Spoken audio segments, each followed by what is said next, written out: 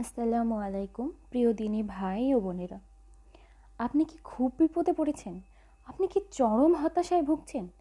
আপনি কি মৃত্যু সম কোনো সমস্যায় পড়ে গেছেন? আপনার জীবনে কি তাকলিফের কোনো শেষ নেই?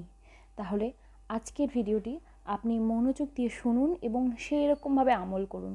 খুব সহজ একটা আমল, আমি খুব সহজভাবে আপনাদেরকে বুঝিয়ে বলার চেষ্টা করব।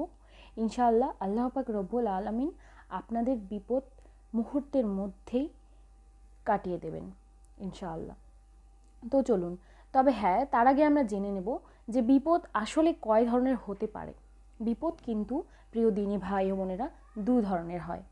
এক হচ্ছে গজব আর দুই হচ্ছে আল্লাহর পরীক্ষা।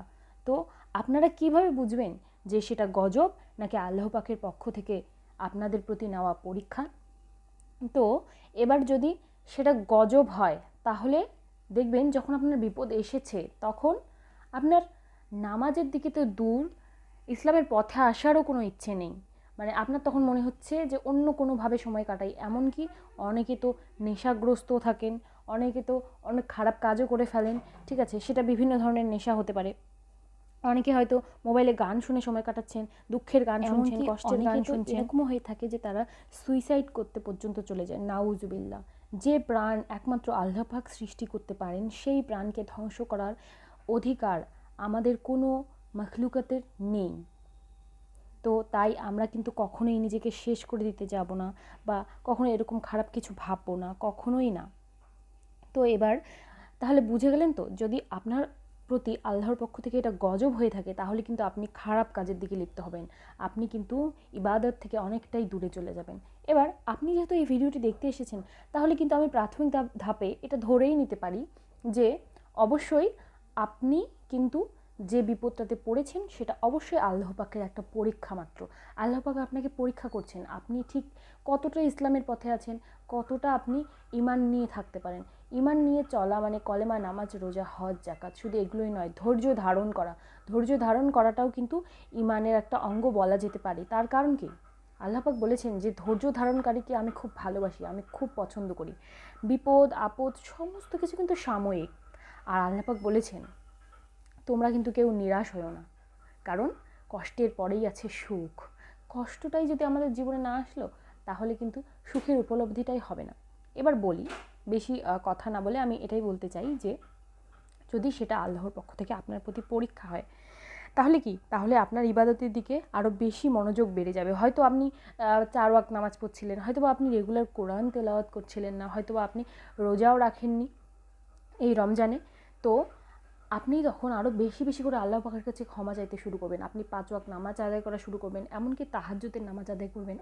কারণ বলি, তাহাজ্জুদের নামাজের যে মহিমা, যিনি পড়বেন একমাত্র তিনিই কিন্তু এটা উপলব্ধি করতে পারবেন। কারণ আমি নিজে সেটা উপলব্ধি করতে পেরেছি।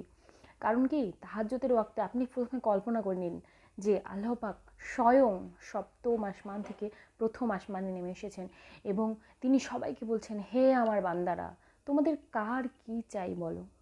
আল্লাহ পাক তো বলেছেন যে তোমাদের যদি একটা জুতোর ফিতেটাও ছিঁড়ে যায় তাহলে সেটাও তোমরা আমার কাছ থেকে চেয়ে নাও।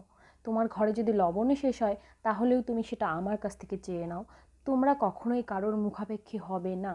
আমরা সবসময় আল্লাহ পাকের নেয়ামতের মুখাপেক্ষী, সবসময় আল্লাহ পাকের দান করা রিজিকেরই মুখাপেক্ষী। তাই তাহাজ্জুদের ওয়াক্তে আপনি নামাজ পড়ার পর যখন দুহাত তুলে চোখের পানি ছেড়ে দিয়ে আল্লাহ পাককে আপনার সমস্যার কথাগুলো জানাবেন, আপনার বিপদের কথাগুলো জানাবেন এবং আল্লাহকে বলবেন যে হে আল্লাহ, আমাকে এই বিপদ থেকে তুমি রক্ষা করো। তখন মহান দয়াময় এবং করুণাময় আল্লাহ পাক আর আপনার কথা, আপনার দোয়া কবুল না করে পারবেন না। তখন আল্লাহ পাক নিশ্চয়ই আপনাকে সেই বিপদ থেকে মুক্তি দেবেন এবং আপনার যা যা চাই সব কিছু আপনাকে দান করবেন। আমরা হাদিসে এসছে ইউনুস আলাইহিস সালাম এই দোয়ার মাধ্যমে কিন্তু বিপদ থেকে মুক্তি পেয়েছিলেন। তো চলুন প্রিয় ভাই ও বোনেরা, আমরা সেই দোয়াটি জেনে নিই। এই দোয়াটিকে আপনারা সব সময় আপনাদের জিকিরের মধ্যে রাখবেন।